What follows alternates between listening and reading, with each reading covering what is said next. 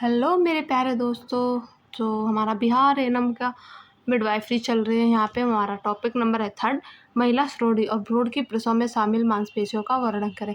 जो हमारी female pelvis होती है, फीटस जो होता है, उसकी लेबर में मांसपेशियाँ जो होती है, हमारी मसल्स होती है, उसके बारे में आज की हम क्लास में देखते हैं। ठीक है, तो फर्स्ट हमारा रहेगा पेल्विक फ्लोर मसल्स। यहाँ पे प्रसव के दौरान श्रोणि तल या पेल्विक फ्लोर की जो मांसपेशियाँ होती हैं, वो एक झूले या ह्यूमॉक की तरह काम करती हैं, जैसे कि जो गर्भाशय को सहारा देते हैं। जो यूट्रस होता है उसे क्या करती हैं, सहारा या सपोर्ट देती हैं और बच्चे के सिर को बाहर और की ओर मोड़ने में मदद करती हैं। इसे पेल्विक डायफ्राम भी कहते हैं। इसे क्या कहते हैं? पेल्विक डायफ्राम भी कहते हैं। इससे रिलेटेड बहुत सारे क्वेश्चन आते हैं कि जो हमारा फीमेल पेल्विस होता है उसकी इंपॉर्टेंस क्या होती है, और कुछ जो हमारे क्या होंगे ऑप्शन होंगे। अब जो क्या होता है, अब थोड़ा सा एग्जाम का पैटर्न ना चेंज हो रहा है, तो चीज़ों को अगर हम अच्छे से नहीं समझेंगे, सिर्फ रटने से नहीं चीज़ों को हम कर सकते हैं। ठीक है, तो अब हम यहाँ पे देखते हैं, इसमें मुख्य रूप से 2 मांसपेशियाँ होती हैं। कौन सी दो मेन मसल्स होती हैं? कौन कौन सी? Levator एनिल and कॉकेज। ठीक है, यहाँ पे कॉकेजियस जो है लेवेटर एनी है, ये 2 हमारी मसल्स हैं। यह सबसे महत्वपूर्ण मसल मांसपेशी होती है। इसके 3 मुख्य भाग होता है। इसके भी 3, जो लेवेटर एनी है, इसके भी 3 मुख्य पार्ट्स हैं। कौन कौन से हैं? पेबोकॉकिस एंड लियोकॉकिस एंड पेविक सेल्स। ठीक है, तो हम यहाँ पे अब देखते हैं। फर्स्टली हमारा जो होता है प्यूबिक हड्डी से शुरू होकर पीछे की तरफ जाती है। जो हमारी प्यूबिक हड्डी होती है, बोन होती है, वहाँ से स्टार्ट करके पीछे की साइड की ओर जाती है। यह प्रसव के दौरान योनि वजाना को फैलने में मदद करती है। क्या इसका जो रोल होता है, रोल ऑफ इम्पोर्टेंस क्या होती है? प्रसव के टाइम पे, लेबर के टाइम पे क्या होती है? वजाना को फैलने में मदद कर लेती है। वजाइनल डायलेशन में, सर्विस डायलेशन में हेल्प करती है। जो लियोकॉजियस होती है, यह पेल्विस के किनारों को सहारा देती है। एंड नेक्स्ट हमारे यह पिबोरेक्टेक्टिस या मलाशय और योनि के बीच हिस्से को नियंत्रित करती है। ठीक है, यहाँ पे कॉकेजियस की बात करते हैं हम। नेक्स्ट हमारा यह मांसपेशी पीछे की ओर होती है। जो हमारी जो कॉकेजियस होती है, कॉक्सीजियस। ठीक है, ये क्या होती है? जो मांसपेशी होती है हमारी पीछे की ओर होती है, कॉक्सी हड्डी की सहारा देती है। कॉक्सी हड्डी तो आपको पता होगी, जो पीछे हमारी ये वाली हड्डी होती है, यहाँ तो ये जो लास्ट बोन होती है। प्रसव के समय जब बच्चा नीचे आता है तो यह मांसपेशी कॉक्सिस को पीछे धकेलने में मदद करता है, जिससे पेल्विक आउटलेट बढ़ जाता है। ठीक है, आई होप सभी को सारी चीज़ें समझ आ रही होंगी प्रॉपर। यूट्राइन मसल्स, यहाँ पे यूट्राइन मसल्स की बात करते हैं। प्रसव की असली शक्ति गर्भाशय की मांसपेशियों से होती है। जो हमारा गर्भाशय होता है उसकी जो मांसपेशियाँ होती है उससे होती है। एक्चुअली ये जो हमारा बिहार एनम का पेपर है वो टोटली एनम हिंदी में आता है, इसलिए मैं पूरी कोशिश कर रही हूँ कि टोटली हिंदी में ही सारी चीज़ें समझाऊँ। ठीक है, गर्भाशय की मध्य परत, जिसे मायोमेट्रियम कहते हैं, जो गर्भाशय होता है, यूट्रस होता है, उसकी जो मिड वाली लेयर होती है उसे क्या कहते हैं? मायोमेट्रियम कहते हैं। इसमें 3 तरह के फाइबर होते हैं। जो मायोमेट्रियम होता है इसमें 3 टाइप के फाइबर होते हैं। कौन कौन से? फर्स्ट हमारा लैंगिट्यूडिनल फाइबर, ऊर्ध्वाधर फाइबर। ये गर्भाशय के ऊपरी हिस्से या फंडस में होते हैं। ठीक है, जब ये सिकुड़ते हैं तो बच्चा नीचे की ओर धकेलता है। जब ये हमारा क्या होता है, लॉन्गिट्यूडिनल फाइबर्स होते हैं, जब सिकुड़ते हैं तो यहाँ पे क्या होता है, बच्चा का नीचे की ओर धकेलता है। सर्कुलर फाइबर्स, गोलाकार फाइबर्स, ये गर्भाशय के निचले हिस्से और सर्विक्स के पास आते हैं।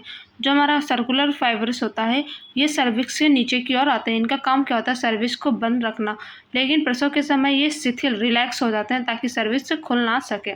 ठीक है, ताकि क्या होता है, जो सर्विक्स होता है वो खुल सके। कब? लेबर के टाइम पे। नेक्स्ट हमारा है इंटरग्लून क्रॉस फाइबर्स। ये 8 प्रकार के होते हैं। रक्त वाहिकाओं के चारों ओर लिपटे रहते हैं। या तो जो हमारे ब्लड वेसल्स होते हैं इनके चारों ओर ऐसे ऐसे घूम घूम राउंड राउंड करके लिपटे होते हैं। प्रसव के बाद ये सिकुड़ कर ब्लीडिंग रोकने या हेमाटोसिस को कम कर देते हैं। हेमाटोसिस क्या होता है? ब्लीडिंग होना। ठीक है, अब हमारे नेक्स्ट आता है पेट की मांसपेशियाँ, अब्डोमिनल मसल्स। यहाँ पे लेबर की बात चल रही, तो हमें अब्डोमिनल मसल्स की भी बहुत इंपॉर्टेंस है। प्रसव के दूसरे चरण या सेकंड स्टेज ऑफ लेबर में जब माँ पुश या पसिंग बियरिंग डाउन करती है। बियरिंग डाउन क्या करते हैं? पुशिंग, जब माँ पूरा अपना जोर लगाती है तब पेट की मांसपेशियाँ काम आती हैं। तब उस टाइम पे क्या करती हैं, जो अब्डोमेन की मसल्स होती हैं वो हेल्प करती हैं। रेक्टस अब्डोमिनेलिस, यहाँ पे क्या होता है, यह पेट के सामने की ओर की मांसपेशी है जो दबाव बनाने में मदद करती है। नेक्स्ट हमारा डायफ्राम। डायफ्राम का क्या वर्क होता है? सांस रोकने पर डायफ्राम नीचे की ओर दबाव डालता है, जिससे गर्भाशय पर प्रेशर पड़ता है। सांस रोकने पे क्या होता है कि जो डायफ्राम है उस पर थोड़ा सा प्रेशर लगता है, तो उससे क्या कहता है, गर्भाशय पे प्रेशर पड़ता है और बच्चा नीचे की ओर खिसकता है। पेरिनियम मसल्स, यहाँ पे बहुत ही इंपॉर्टेंट है लेबर की अगर बात करें तो पेरिनियम मसल्स के बारे में जानना। जोनियन और गुदा एनस के बीच के हिस्से को पेरिनियम कहते हैं। पेरिनियम तो आप सभी को पता होगा क्या कहते हैं, फिर भी देख लेते हैं। वेजाना एनस के बीच का जो पार्ट होता है उसे क्या कहते हैं, पेरिनियम कहते हैं। यह सुपरफिशियल ट्रांसवर्स पेरिनियल एंड बल्कवेनस मांसपेशियों की बनी होती है। प्रसव के दौरान क्राइमिन, सिर का जो बच्चे का सिर होता है उसका दिखना या उसका घूमना उसे क्या कहते हैं, क्राइमिन कहते हैं। समय से मांसपेशी बहुत अधिक खिंचती हैं उस टाइम पे। यदि ये पर्याप्त ना फैले तो एनम या डॉक्टर द्वारा एपिस्टोमी की जाती है। उस टाइम पे क्या करते हैं, अगर जो हमारे पेरिनियल मसल्स हैं वो डायलेशन नहीं होता है तो उसी टाइम पे हमें एपिस्टोमी करनी होती है। यहाँ चीरा लगाया जाता है, छोटा सा चीरा होता है एपिस्टोमी। प्रसव में इनका सामूहिक कार्य मैकेनिज्म, अब यहाँ पर प्रसव में इनका सामूहिक कार्य या मैकेनिज्म के बारे में हम देखते हैं क्या। पहला चरण है गर्भाशय के ऊपरी फाइबर सिकुड़ते हैं जिससे सर्विक्स पतला होकर खुल जाता है। क्या करते हैं, गर्भाशय के ऊपर ऊपरी फाइबर सिकुड़ते हैं जिससे क्या होता है, सर्विक्स पतला होकर खुल जाता है। नेक्स्ट हमारा सेकंड है पेट की मांसपेशी और डायफ्राम दबाव डालते हैं। पेट की जो मांसपेशी होती है और डायफ्राम होता है दबाव डालते हैं। जैसे ही बच्चा नीचे आता है लेवेटर यानी मांसपेशी बच्चे के सिर के अंदरूनी रूप से घुमाती है जिसे इंटरनल रोटेशन करते हैं। थर्ड है हमारा बच्चा बाहर आने के बाद गर्भाशय की मांसपेशियां एकदम से सिकुड़ जाती है। जो हमारा यूट्रस होता है उसकी जो मसल्स होते हैं पूरी कॉन्ट्रैक्ट हो जाती हैं जिससे प्लेसेंटा अलग हो जाता है, खून बहना रुक जाता है यहाँ पे, ठीक है। नेक्स्ट हमारे देते हैं द फीटल स्कल। अब बात कर रहे हैं लेबर की तो हमारा फीटल स्कल भी इम्पोर्टेंट होता है। प्रसव के दौरान केवल माँ की मांसपेशियां ही नहीं बल्कि बच्चे के सिर का आकार और उसकी हड्डियां भी बहुत मायने रखती हैं कि बच्चे का प्रेजेंटेशन कैसी है, बच्चे का फीटल स्कल कैसा है, बच्चे की बोन हेड किधर की साइड में है, प्रेजेंटेशन क्या है, ये सारी चीज़ें भी इंपॉर्टेंट होती हैं। सूचर, ये हड्डियों के बीच खाली जगह होती है जो प्रसव के समय सिर को थोड़ा दबाने या मोल्डिंग में मदद करते हैं ताकि बच्चा आसानी से बाहर आ सके। सूचर जो होते हैं एंड सजाइटल सूचर दो पार्श्व पैराइटल हड्डियों के बीच का होता है सजाइटल। फ्रंटल सूचर दो माथे की हड्डियों के बीच होता है। जो हमारा ये वाला होता है, ऐसे ही हमारा माथा हो गया तो ये हमारा हो गया फ्रंटल सूचर, ठीक है। सजाइटल जो हमारी ये वाली सूचर होती है ये सजाइटल होती है। अब बात करते हैं हम फोंटानेल्स की। तो एंटेरियर फोंटानेल्स एंड पोस्टीरियर फोंटानेल्स, दो फोंटानेल्स होते हैं। एक यहाँ पे होता है एंटेरियर, ये हमारा खोपड़ी हो गया बच्चे का, और एक यहाँ पे पीछे होता है, ठीक है। तो एंटेरियर फोंटानेल को ब्रेगमा या हीरे डायमंड के रूप में भी बोलते हैं क्योंकि ये ऐसा ऐसा करके डायमंड शेप में बना होता है, इसीलिए इसे ब्रेगमा या डायमंड शेप कहते हैं। ये जो होता है कितने टाइम में भरता है, 1.5 से 2 साल में ये फुल भरता है, इसमें टाइम लगता है जो अंटेरियर होता है। पोस्टीरियर क्या होता है, ये हमारा जो खोपड़ी होगी ये अंटेरियर, यहाँ पे पीछे की साइड में होता है। ये लैम्डा के आकार का होता है, ऐसे बोल सकते हैं लैम्डा, या त्रिकोण त्रिंगल के आकार का होता है। ये 6 से 8 सप्ताह में भर जाता है, 6 से 8 सप्ताह होता है बहुत ज़्यादा। पेल्विस के प्रकार, टाइप्स ऑफ पेल्विस हम यहाँ पे देखते हैं। एग्जाम में अक्सर पूछा जाता है कि प्रसव के लिए सबसे अच्छी पेल्विस कौन सी मानी जाती है, तो सबका बच्चों का सबसे फेवरेट क्वेश्चन यही होता है कि ऐसे क्वेश्चन आ जाए तो मज़ा आ जाए, ठीक है। तो लेकिन कभी कभी वो ऐसे क्वेश्चन को ही घुमा के पूछ लेता है। पेल्विस का प्रकार, विशेषताएं स्थित। गायनोकॉइड जो गोल आकृति या राउंड, सबसे उपयुक्त बेस्ट फॉर लेबर, ठीक है।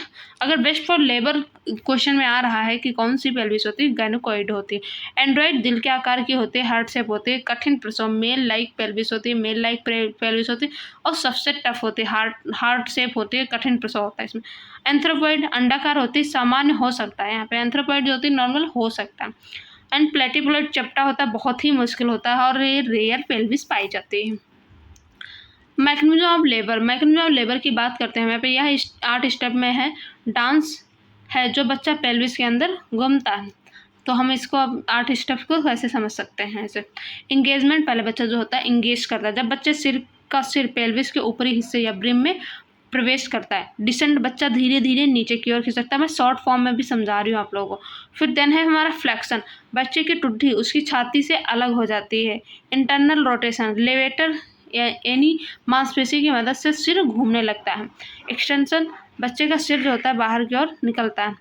और रेस्टिट्यूशन, गर्दन वापस अपनी असली स्थिति में आ जाती है। एक्सटर्नल रोटेशन, कंधे घूमने के लिए सिर बाहर की तरफ घूमता है। एक्सपल्सन, और पूरा शरीर बाहर आ जाता है। ये हमारा रहा 8 स्टेप में मैकेनिज्म ऑफ लेबर, ठीक है। अब नेक्स्ट हम देखते हैं द केमिकल मेजर्स, प्रसव में मदद करने वाले हार्मोन्स, ठीक है। अब कौन कौन से हार्मोन्स है जो लेबर में हमारी हेल्प करते हैं? सिर्फ मांसपेशी अपने काम नहीं करती है, उन्हें सिग्नल हार्मोन से ही मिलते हैं। जो मांसपेशियां हैं वो करती हैं। तो ऐसा होता है ना कि कोई आर्मी बॉर्डर पे है तो उन्हें कोई ऑर्डर देता है तभी वो काम करते हैं। ऐसे ही हमारे मसल्स होती है, जब हार्मोन्स उन्हें ऑर्डर देते हैं तभी मसल्स वर्क करते हैं। ऑक्सीटोसिन इसे लेबर हार्मोन भी कहते हैं। अगर लेबर हार्मोन पूछा था तो कौन बोलोगे आप लोग? ऑक्सीटोसिन। ये गर्भाशय की मांसपेशियों या मेम्ब्रेन को सिकोड़ने का मुख्य काम करती है ऑक्सीटोसिन। नेक्स्ट हमारा क्वेश्चन है रिलैक्सिन हार्मोन। रिलैक्सिन हार्मोन, यह हार्मोन पेल्विस के जोड़ों और लिगामेंट्स को ढीला कर देता है, ठीक है, ताकि जो हड्डियां हैं थोड़ी सी फैली हुई, ताकि हड्डियां थोड़ी फैल सकें और बच्चा आसानी से बाहर निकल सके। इसे लेबर हार्मोन भी बोलते हैं। रिलैक्सिन हार्मोन को लेबर हार्मोन भी बोलते हैं। नेक्स्ट हमारा है प्रोस्टाग्लैंडिन्स। ये सर्विक्स बच्चेदानी का मुंह को नरम और पतला बनाने में हेल्प करती है। कौन सा? प्रोस्टाग्लैंडिन हार्मोन जो होती है ये सर्विक्स को सॉफ्ट बनाने में हेल्प करती है। नेक्स्ट हमारा पेल्विक डायमीटर की बात करते हैं हम। पेल्विक डायमीटर कौन कौन से हैं? एग्जामिनर यह जरूर देखता है कि आपको रास्ते की चौड़ाई पता है या नहीं है। तो हमारे यहाँ पे ये सारी चीज़ें हम जरूर देखेंगे। हिस्सा, part and diameter approximately. Inlet जो होती है इसका ट्रांसवर्स डायमीटर होता है 13 सेंटीमीटर होता है। कैविटी जो होती है बीच का हिस्सा होता है, ऑल डायमीटर्स 12 सेंटीमीटर होते हैं। आउटलेट एंट्रियो पोस्टीरियर 11 सेंटीमीटर होता है। नेक्स्ट हम देखते हैं पेरिनियम ऑफ एपिस्टोमी। द पेरिनियम, जब मांसपेशी बहुत टाइट हो जाती है और बच्चे का सिर बड़ा होता है तो एनम को एपिस्टोमी करनी पड़ती है। वहाँ पे अगर एनम लेबर करा रही है तो अगर बच्चे का सर बड़ा है या मांसपेशियाँ जो हैं रिलैक्स बिल्कुल फैली हुई नहीं है तो एनम को एक एपिस्टोमी करनी पड़ जाती है। या पेरिनियल मांसपेशियों, पेरिनियल मसल्स पर लगाया गया एक चीरा होता है। चीरा किस टाइप के लगाते हैं? ऐसे क्वेश्चन ये भी आता है, जे आकार या एल आकार का भी लगाते हैं। यह तब किया जाता है जब क्रैमिंग हो रही हो ताकि मांसपेशी खुद ब खुद ना फट जाए। अभी होता है कि बच्चा रोटेट हो रहा है, बच्चा बाहर की ओर आ रहा है लेकिन मसल्स जो हैं वो फैल नहीं रही हैं, तो उस टाइम पे एपिस्टोमी की जाती है। नहीं तो फिर वो मसल्स अपने आप ही कहीं से भी फट जाती हैं, इसीलिए फिर हमें उन्हें एक डायरेक्शन में खुद ही काटना पड़ता है। True V S false labour. अब वार्षिक प्रसव या बनाम झूठा प्रसव की बात करते हैं यहाँ पे। एनएम के तौर पे आपको पहचान आना चाहिए कि ट्रू लेबर है या फॉल्स लेबर। संकुचन कॉन्ट्रैक्शन समय के साथ बढ़ते हैं, पीठ से पेट की तरफ आते हैं और सर्विक्स खुलना शुरू हो जाता है, ये होता है ट्रू लेबर। फॉल्स लेबर क्या होता है? इसमें दर्द सिर्फ पेट के निचले हिस्से में होता है और टहलने पे ठीक हो जाता है, इसे क्या कहते हैं? फॉल्स लेबर कहते हैं। अब हम बात करते हैं फर्स्ट स्टेज ऑफ लेबर की, फैलाव की अवस्था। यह असली प्रसव पीड़ा या ट्रू लेबर पेन से शुरू होकर गर्भाशय ग्रीवा सर्विक्स से पूरी तरह खुलने या 10 सेंटीमीटर डायलेशन तक होती है, ठीक है। ट्रू लेबर जो होती है वो क्या होती है? प्रसव पीड़ा से स्टार्ट होकर सर्विक्स के 10 सेंटीमीटर डायलेशन तक होती है। समय पहली बार माँ बनने वाली महिला में प्राइमरी ग्रेविडा में कितना टाइम लगता है? 12 से 14 घंटे लगता है। सेकेंड, ठीक है, मल्टीपैरा में 6 से 8 घंटे होता है फर्स्ट स्टेज ऑफ लेबर की। 3 उप अवस्थाएं होती है फर्स्ट स्टेज लेबर में भी। 3 अवस्थाएं होती है, कौन सी? Latent phase and active phase. Latent phase वो होती है जो 0 से 3 से 4 सेंटीमीटर सर्विक्स खुलना और संकोचन हल्के होते हैं। यहाँ पे क्या होता है? कॉन्ट्रैक्शन बहुत ही हल्के होते हैं। और जो सर्विक्स होता है हमारा 0 से 3 से 4 सेंटीमीटर होता है। एक्टिव फेज होता है 4 से 7 सेंटीमीटर होता है, या संकोचन तेज और अनियमित हो जाते हैं, इसे क्या कहते हैं? एक्टिव फेज कहते हैं। अब होता है ट्रांजिशन फेज। ट्रांजिशन फेज क्या हो जाता है? जब 8 से 10 सेंटीमीटर सर्विक्स फैल चुका है, यह सबसे कठिन समय होता है, ये सबसे ही हार्डेस्ट समय होता है, ठीक है, पीक पॉइंट होता है लेबर का। अब नेक्स्ट हम देखते हैं कुछ फिगर्स की सहायता से हम देख लेते हैं। ये फीटस हो गया, ठीक। Cervix is not affected of dilation. Cervix बिल्कुल भी आप देख सकते हो डायलेटेड नहीं है। यहाँ पे ये यूट्रस है, ठीक है, वजाइना है ये हमारी। Cervix is 50% affected not dilated. Cervix जो है अफेक्टेड तो है बट डायलेटेड नहीं है। यहाँ पे डायलेशन की बात चल रही है। अम्नियोटिक मेम्ब्रेन, ये एम्ब्रियोटिक मेम्ब्रेन है और यहाँ पे cervix is fully affected 1 centimetre dilated. यहाँ पे सर्विक्स जो है हमारी 1 सेंटीमीटर डायलेटेड हो चुकी है। सर्विक्स 7 से 7 सेंटीमीटर आप देख सकते हैं डायलेशन हो चुका है। यहाँ पे cervix is fully dilated, cervix हमारी जो है फुल डायलेटेड हो चुकी है 10 सेंटीमीटर। एएनएम की भूमिका महिला को मनोवैज्ञानिक सहारा देना या FHR fetal heart rate check करना और पार्टोग्राफ भरना शुरू करना चाहिए लेबर। अब इससे फर्स्ट स्टेज से स्टार्ट कर जाते हैं हम पार्टोग्राफ को फिल करना। सेकेंड स्टेज ऑफ लेबर, निकासी की अवस्था। यहाँ पे क्या होता है? इसे यह सर्विक्स के पूरे खुलने से लेकर बच्चे के जन्म बर्थ ऑफ द बेबी तक की अवस्था होती है। कौन सी? सेकंड स्टेज जो होती है। अब 10 सेंटीमीटर के बाद स्टार्ट होती है। 10 सेंटीमीटर सर्विस डायलेशन हो चुका है, वहाँ से स्टार्ट होती है और बच्चे की बर्थ तक खत्म हो जाती है। ठीक है, सामान्य में क्या होता है, प्राइमरी ग्रेविटा में 2 घंटे और मल्टी में 30 मिनट से 1 घंटे का टाइम लगता है सेकंड स्टेज में। अब इसमें भी 2 चरण होते हैं, कौन कौन से, परपल्सिव स्टेज एंड एक्सपल्सिव स्टेज। बच्चा धीरे धीरे नीचे आता है, मतलब डायलेशन हो चुका है, अब बच्चा धीरे धीरे नीचे आ रहा है, उसे परपल्सिव कह रहे हैं। बच्चा बाहर आ गया, उसे एक्सपल्सिव कहते हैं। माँ को नीचे धकेलने या बेरिंग डाउन की तीव्र इच्छा होती है, यह क्रामिंग कहलाती है। जब बच्चा घूम के रोटेशन होकर बाहर के आता है, इसे क्रामिंग कहते हैं। एनएम की भूमिका महिला को सही तरीके से पुश करने के लिए प्रोत्साहित करना, एसेप्टिव या सफाई का ध्यान रखना, एसेप्टिक टेक्निक यूज़ करते हैं, ज़रूरत पड़ने पे एपिस्टोमी देना। थर्ड स्टेज ऑफ लेबर, यह क्या होता है, यह अपरावस्था या प्लेसेंटा स्टेज बोलते हैं इसे, थर्ड स्टेज को। इसमें क्या होता है, प्लेसेंटा आउट होता है। यह बच्चे के जन्म के बाद से, जैसे बच्चा बाहर आ गया, एक्सपल्सिव हो गया था सेकेंड स्टेज में, देन उसके बाद से हमारी थर्ड स्टेज स्टार्ट हो जाती है। प्लेसेंटा के बाहर आने तक अवस्था रहती है। जैसे ही प्लेसेंटा, इसके बाद फिर प्लेसेंटा बाहर आता है तो इसे ये ख़त्म हो जाती है वहीं पे। समय यह बहुत छोटी होती है, लगभग 5 से 15 मिनट, मैक्सिमम 30 मिनट की होती है। 5 से 15 मिनट में हो जाता है, मतलब एट बर्थ, बेबी बर्थ के बाद प्लेसेंटा आउट, नहीं तो मैक्सिमम 30 मिनट लगते हैं। मुख्य लक्षण, गर्भाशय सख्त हो जाता है। अब यहाँ पे क्या होता है, गर्भाशय जो होता है हमारा यूट्रस बिल्कुल हार्ड हो जाता है, अचानक खून की फुहार आती है और गर्भनाल या अम्बलाइकस कॉर्ड लंबी दिखने लगती है, बाहर आ जाती है। अब इसके भी 2 तरीके होते हैं, कौन से, सेलोटिस मेथड, प्लेसेंटा बीज से अलग होता है, सबसे आम होता है, क्या होता है, प्लेसेंटा बीज से अलग होता है। And Matthews Duncan's method, placenta किनारे से अलग होता है। एनएम की भूमिका क्या यहाँ पे हो जाती है, AMTSL, active management of third stage of labour का पालन करना, ऑक्सीटोसिन का इंजेक्शन देना, उसे तुरंत एक्टिव होना चाहिए, कंट्रोल्ड कॉन्ट्रैक्शन, सीसीटी करना और यह पक्का करना कि प्लेसेंटा पूरा निकल आ गया है। प्लेसेंटा जैसे ही आउट होता है उसका पूरा अच्छे से मेजरमेंट करना कि प्लेसेंटा का कोई पार्ट अंदर तो नहीं छूटा है। ठीक है, अब यहाँ पे फोर्थ स्टेज आ जाती है। प्लेसेंटा आउट होते ही हमारी फोर्थ स्टेज स्टार्ट हो जाती है। प्लेसेंटा के निकलने के पहले 1 से 4 घंटे की रिकवरी स्टेज कहते हैं। ठीक है, बाद के, जैसे प्लेसेंटा आउट हो गया उसके बाद 1 से 4 घंटे तक क्या कहते हैं, रिकवरी स्टेज कहते हैं, इसे फोर्थ स्टेज ऑफ लेबर कहते हैं। महत्व क्या होता है, यह समय माँ के लिए बहुत जोखिम भरा होता है, क्योंकि पीपीएच पोस्ट हेमरेज का खतरा इसी दौरान होता है। यहाँ पे पोस्टमार्टम हेमरेज हो सकता है। निरीक्षण, हर 15 मिनट में माँ का बीपी, पल्स, गर्भाशय की कठोरता, ब्लीडिंग चेक करनी चाहिए कि ब्लीड तो नहीं हो रहा है, पीपीएच तो नहीं है। ठीक है, अब यहाँ पे exam special tips for Vihar annum, यहाँ पे एग्जाम के लिए कुछ स्पेशल पॉइंट्स देख लेते हैं। पार्टोग्राफ, प्रथम अवस्था में पार्टोग्राफ का महत्व जरूर लिखें। ठीक है, यहाँ पे 5C क्या होता है, प्रसव के दौरान 5C का यूज किया जाता है। कौन कौन से 5C होते हैं, ये भी क्वेश्चन आता है कि इनमें से कौन कौन से हैं जो 5C के अंदर नहीं आते हैं। Clean hands, clean surface, clean cord tie, clean cord stuff and clean cloth. ठीक है, क्राइमिंग, द्वितीय अवस्था के उत्तर में क्राइमिंग शब्द का प्रयोग जरूर करें। ठीक है, नेक्स्ट हम देखते हैं हमारी जो अभी तक हमने पढ़ा है उससे रिलेटेड आज कुछ इंपॉर्टेंट एमसीक्यूज। फर्स्ट हमारा क्वेश्चन रहेगा, प्रसव के लिए सबसे उपयुक्त और आदर्श पेल्विस कौन सी होती है, तो android, gynaecoid, anthropoid and platypelloid. तो हमारा उपयुक्त पेल्विस की बात की गई तो गैनेकोइड पेल्विस होती है जो सबसे ज़्यादा नॉर्मल होती है। अग्र फोंटानल या एंटीरियर फोंटानल का आकार कैसा होता है, ट्रायंगुलर होता है, डायमंड शेप होता है, राउंड होता है, स्क्वायर होता है। तो हमारा जो एंटीरियर फोंटानल होता है हमारा डायमंड बेटा होते हैं और कब तक भरते हैं, 1.5 से 2 साल में भरते हैं, मतलब पूरा फुल हो जाता है, ऑफ मतलब ये भी बोल सकते हैं क्लोज हो जाता है। ठीक है, पेल्विक फ्लोर की सबसे महत्वपूर्ण मांसपेशी कौन सी, कॉक्सिस से, लेवेट्रल, पेरिनियल मसल से, मैमेटिव। पेल्विक फ्लोर की जो सबसे महत्वपूर्ण मसल से ये कॉक्सिस। एंड नेक्स्ट हमारा है प्रसव की प्रथम अवस्था, फर्स्ट स्टेज की मुख्य विशेषता क्या है। फर्स्ट स्टेज की मुख्य विशेषता कौन सी, ऑप्शन देख लेते हैं।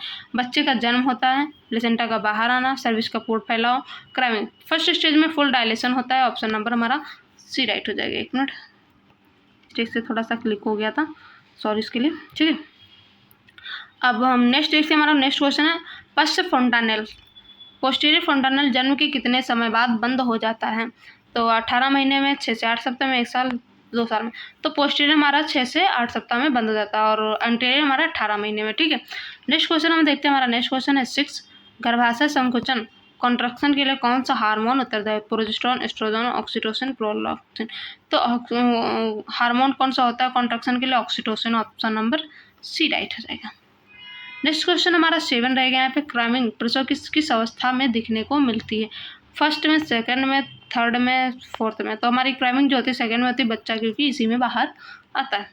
अब नेक्स्ट हमारा क्वेश्चन है 8, प्राइमरी ग्रेविडा में पहली बार माँ बनने वाली जो होती है प्राइमरी ग्रेविडा में प्रथम अवस्था औसत अवधि कितनी होती है? तो ये होती है हमारी 2 घंटे, 6 घंटे, 12 से 14 घंटे, 24 घंटे। तो पहली बार माँ बनने वाली है 12 से 14 घंटे होते हैं प्राइमरी ग्रेविडा में फर्स्ट स्टेज। नेक्स्ट क्वेश्चन हमारा रहेगा 19, पार्टोग्राफ का उपयोग प्रसव की किस अवस्था में शुरू किया जाता है? लेटेंट फेज में, first stage, second stage, third stage, fourth stage. हमारा लेटेंट फेज फर्स्ट स्टेज में स्टार्ट कर देते हैं पार्टोग्राफ। ऑप्शन नंबर ई राइट हो जाएगा। नेक्स्ट क्वेश्चन हमारा प्लेसेंटा का अलग होना प्रसव की कौन सी अवस्था कहलाती है? प्लेसेंटा का अलग होना, आउट होना कौन सी स्टेज में होता है? फर्स्ट में तो डायलेशन होता है, सेकंड में बेबी बाहर आता है, थर्ड में हमारा प्लेसेंटा जी बाहर आते हैं। ऑप्शन नंबर सी राइट हो जाएंगे। भ्रूण की खोपड़ी या फीटल स्कल जो होता है कि हड्डियों का एक दूसरे से ऊपर चढ़ना क्या कहलाता है? एंगेजमेंट, मोल्डिंग, कफुट एंड फ्लेक्शन। तो हमारा यहाँ पे क्या कहलाता है? ये क्वेश्चन हम होमवर्क देते हैं, हमारा क्वेश्चन नंबर 11 रहेगा होमवर्क सभी के लिए। कमेंट करके हमें बताना क्या होता है इसका राइट आंसर। AMTSL का फुल नेम क्या होता है? पूछ लिया। Active management of third stage of labour. यही में लग रहा है ऑप्शन नंबर ए हमारा, तो यही है, लेकिन हम देख लेते हैं फिर भी। Advance management of true labour wrong है। Active medicine and third stage no, none of the no, क्योंकि हमारे पास ऑप्शन नंबर ए राइट है। नेक्स्ट क्वेश्चन है हमारा 13, पुरुष जैसा पेल्विस, मेल लाइक पेल्विस किसे कहते हैं? ये कहते हैं हमारे एंथ्रोपॉइड को, क्योंकि ये हार्ट शेप होता है। Option number C right. Next question हमारा पूर्ण विकसित cervix, full dilation, full cervix cervical dilation का व्यास कितना होता है? 5, 7, मैं कितनी बार बोल चुकी हूँ, 10 सेंटीमीटर होता है। हमारा ऑप्शन नंबर सी राइट है। नेक्स्ट क्वेश्चन हमारा 15 है, प्रसव के तुरंत बाद होने वाली भारी रक्तस्राव PPS को रोकने के लिए कौन सी दवा दी जाती है? Paracetamol, oxytocin, magnesium sulphate, insulin. यहाँ पे ऑक्सीटोसिन और मीजोप्रेस्टोल दोनों दिया गया है, लेकिन क्वेश्चन ऐसे पूछता है कि अगर ऑक्सीटोसिन हमारे पास नहीं है उस टाइम इमरजेंसी में, तो हम उनमें से कौन दे सकते हैं? तो हमें उसमें क्या मीजोप्रेस्टोल ऑप्शन में ढूंढना है, ठीक है। नेक्स्ट क्वेश्चन हमारा सूचर, भ्रूण की खोपड़ी में क्या मदद करते हैं सूचर? दिमाग के विकास में, प्रसव के दौरान, मोल्डिंग में, सुनने में, देखने में। तो सूचर जो होता है ना मोल्डिंग में हेल्प करते हैं। ऑप्शन नंबर बी राइट है। नेक्स्ट क्वेश्चन है हमारा, प्रसव की चतुर्थ अवस्था या फोर्थ स्टेज की अवधि कितनी होती है? 15 मिनट, 30 मिनट, 1 से 4 मिनट, 24 घंटे। तो फोर्थ स्टेज जो हमारी होती है 1 से 4 घंटे की होती है आफ्टर प्लेसेंटा। 15 से 30 मिनट हमारी होती है second stage placenta, third stage placenta out होने वाली। एपिस्टोमी आमतौर पर किस समय दी जाती है? प्रथम अवस्था की शुरुआत में, द्वितीय अवस्था में, क्राउनिंग के समय, प्लेसेंटा निकलने के बाद, कभी भी? बिल्कुल भी नहीं, सारे क्वेश्चन आंसर ऑप्शन रॉन्ग है। ऑप्शन हमारा बी राइट है, सेकंड स्टैंड में क्राउनिंग के टाइम पे। नेक्स्ट हमारा क्वेश्चन 19, पेल्विक इनलेट का सबसे बड़ा व्यास डायमीटर कौन सा होता है? एंटीरियर, पोस्टीरियर, ट्रांसवर्स, अम्ब्लाइको, एंड नेक्स्ट है हमारा वर्टिकल। तो हमारा जो पेल्विक इंटेलेक्ट होता है सबसे बड़ा डायमीटर कौन सा होता है? तो सबसे बड़ा हमारा जो डायमीटर होता है वो ट्रांसवर्स होता है, ठीक है। नेक्स्ट क्वेश्चन हम चलते हैं हमारा 20 है, ट्रू लेबर पेन का मुख्य लक्ष्य क्या है? जो ट्रू लेबर पेन होता है उसका मुख्य लक्षण आपको कैसे पता लगेगा? ट्रू लेबर दर्द चलने में कम हो जाता है, संकोचन नियमित और सर्विक्स खुलता है, केवल पेट में दर्द, सफ़ेद पानी आता है। तो जो कॉन्ट्रैक्शन हम होते हैं हमारा रेगुलर रहते हैं और सर्विक्स जो है हमारा ओपन होने लगता है, तो उसे क्या कहते हैं? ट्रू लेबर कहते हैं। आई होप सभी को हमारी जो क्लास है वो आज की पसंद आई होगी। मिलते हैं हम नेक्स्ट टॉपिक के साथ मिडवाइफरी के, तब तक के लिए बाय बाय, धन्यवाद।